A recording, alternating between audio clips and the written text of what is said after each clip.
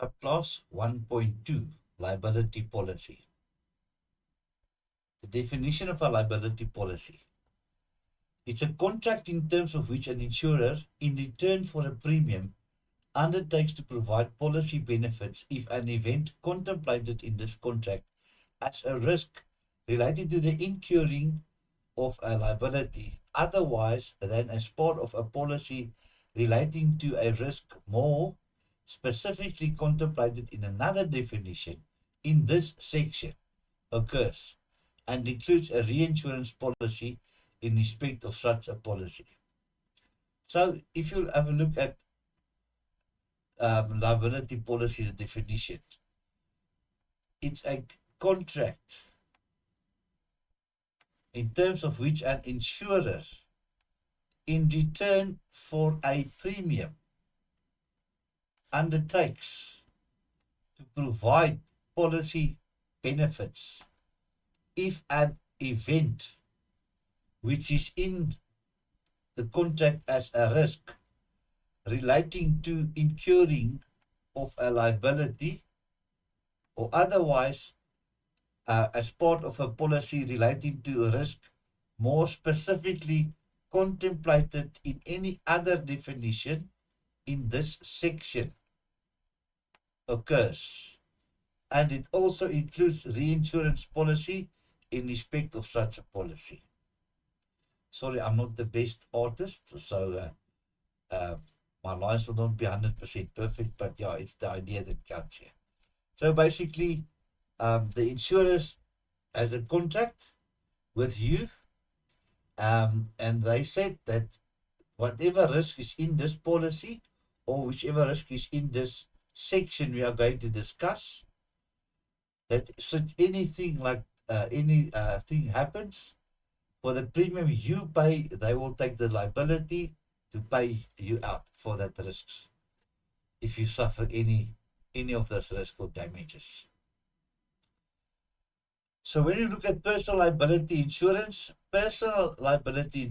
sometimes referred to as a personal legal liability, is designed to counteract personal liability claims made against the insured by a third party. It will also compensate for accidental physical loss or damage to a third party's property. Personal liability insurance cover can be for medical costs currently in the present and in the future, restoring or replacing damaged property, pain and suffering of the injured party, loss of income, or legal costs and expenses. Cover can also be for the employer's liability, public liability, and professional liability. So when you look at personal liability, the limit of indemnity, insurers refer to a limit of indemnity rather than a sum insured in the personal liability policy space. So the limit is stated on the policy schedule, and standard cover is quoted for limits of between R2 and 5 million rand, and the insurer will pay for the specific costs up to this limit. Extended personal liability. So the extended personal liability, and now the difference between the two. The previous one was 2 rand to 5 million. This one, the extended personal liability cover, is available for an extra premium. So you must add, so it's not the normal premium, it's the extra premium, and can increase to the sum insured from 10 rand up to the amount of 20 million rand. That is for the extended personal liability. The policy wording will specify how the sum insured is applied to multiple losses, though it is a general practice that the sum insured applies per event. When you look at the employer's liability, this type of insurance provides cover for liability, whether arising under statute or common law, for death or injury of employees arising out of an accident in the course of employment. In South Africa, this is governed by the Compensation for Occupational Injuries and Diseases Act, or otherwise referred to as COID. COID stands for Compensation of Occupational, compensation, the C of occupational, the O, injuries, the I, and diseases, the D. That's your point. Public liability. These policies protect an insured against the consequences of, most commonly, their liability in delict. Damages may be awarded by a court together with costs for death, bodily injury, or property damage of persons other than employees. The general practice is to issue policies with specific limits of cover. Product liability. This form of cover developed out of public liability and now forms a specialist class in its own right.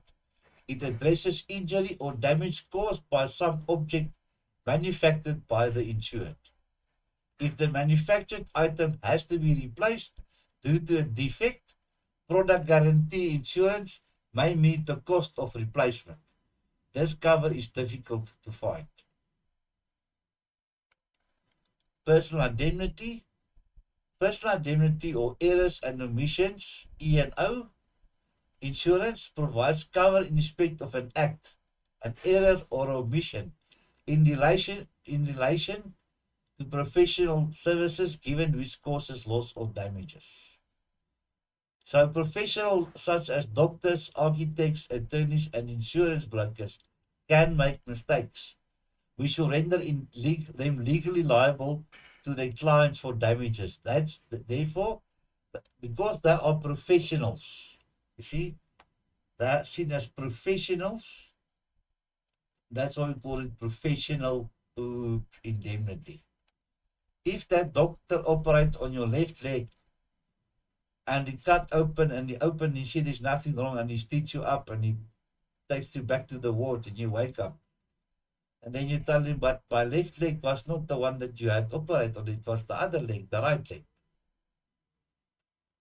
The right leg is still broken. Then you can sue them for professional indemnity. Have you ever read in the newspapers that the doctor forgot scissors in a patient's stomach after an operation? And that causes consequences. So yeah, that's why the professional indemnity is there. So application of reinsurance to liability risks. All classes of liability insurance suffer from the disadvantage that compared to property or pecuniary insurances, claims take much longer on average to settle. Plaintiffs or their representatives are reluctant to agree compensation until injuries are stabilized. Legal processes in the various stages sometimes takes years to reach a conclusion, and these factors result in the business being known as long tail. In countries where employers' liabilities or similar legislation applies, and insurance faces occasional large individual claims resulting from serious permanent disability of an employee. Another consideration is the accumulation risk, where a major accident could generate claims from a number of different individuals. Further on, industrial illness arising from the industrial environment in which people work could similarly cause accumulation of loss problems. Many years ago, people who worked in the asbestos industry, they got lung problems because of all the asbestos they inhaled, and they all went and sued the companies. And some people died, some people had permanent disabilities of the asbestos they inhaled, affecting their lungs. So they all sued the companies. All these features need to be considered in light of the fact that in the UK, at least, policies are issued with unlimited sums insured. Quota share is a proportional technique to address employers' liability but the problem of unlimited liability calls for an excess of loss solution. Exposures can be reduced to reasonable limits by reinsurance on any one accident basis, either separately for the proportion retained by the insurer or for common account of the original insurer and the quota shares reinsurance together. Reinsurers together. The catastrophic exposures identified above clearly need event protection, and as policies provide unlimited indemnity, the catastrophic program will need to be arranged on a basis which reflects this cover. As public liability covers normally contain limits of indemnity, reinsurance of this account will also contain specific limits. These may relate to any overall loss or separately for bodily injury per person, per event or property damage. In the proportional sector, public liability can be protected by quota share or surplus treaty. Reinsurers would obtain a proportion of the premium in ratio to the percentage of risk reinsured. Excess of loss reinsurance could apply on either a risk, an event basis, or both. The calculation of appropriate reinsurance premiums for these protections is much more difficult. So finally, the liability insurer will often have need of facultative reinsurance on individual risks. These may be so large as to exceed treaty limits or are types of risks expressly excluded from the insurer's treaties. Products liability and professional indemnity insurances also contain limits of indemnity, normally in the annual aggregate. So consequently, the reinsurance approach will be similar to that for public liability. There are technical considerations applying to these covers to cope with the practical difficulties which arise. So when you look at personal liabilities, excesses and exclusions, it is common for personal liability insurance to exclude members of the family for cover unless specified. In addition, some insurers require that the members of the family be living with the insured for cover to apply. This exclusion of family has resulted in many complaints following insurers' repudiations,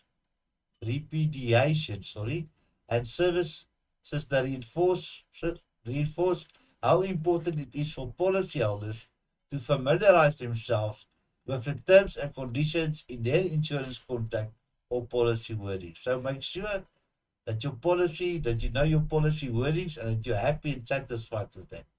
Otherwise, you must talk to them about it if you're not happy and satisfied.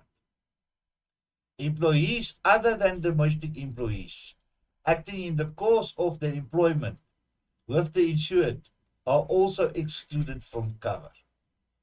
So please note that the cover on a personal liability policy is only available if the insured is found legally liable to pay compensation to the third party. Legal cost and expenses insurance. Insurers also offer cover for legal costs and expenses incurred via a separate section on the personal lines policy schedule. This policy will perform in the event the insured has to initiate a legal defense following criminal, civil or labor court actions, as well as family matters such as a divorce or child custody battles. So you can also get that legal cost and expenses cover insurance. Tenant liability insurance. This insurance is a nice to have for insureds that are renting property from a landlord. It covers the tenant who becomes legally liable for damage to the property and outbuildings, accidental damage to fixed sanitary ware or fixed glass, and accidental damage to water, gas, sewage, electrical or telephone connections.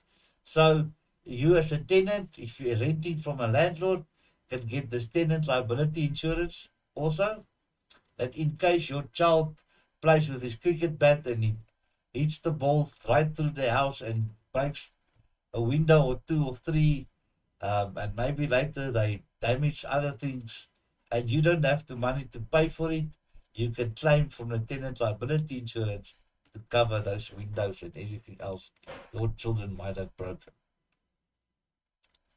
Use of credit, debit, or SIM cards. Loss or damage due to fraudulent use of credit, debit, or SIM cards. An interesting additional cover offered under some personal liability insurance product is that the insurer will compensate the insured should he or she be held liable for a loss caused by the fraudulent use of a debit, a credit, or a SIM card. So if you lose your credit card or debit card or SIM card of your phone, and before you were able to stop it, people purchased on it and they caused fraud, you can also get insurance against that to protect you. Members of the immediate family and house guests are usually excluded from this cover. If you've got any questions, please don't hesitate to email me. There's my email address again, yaku@ilearn.co.za, and I will gladly reply back with answers to your questions. Thank you and have a good day.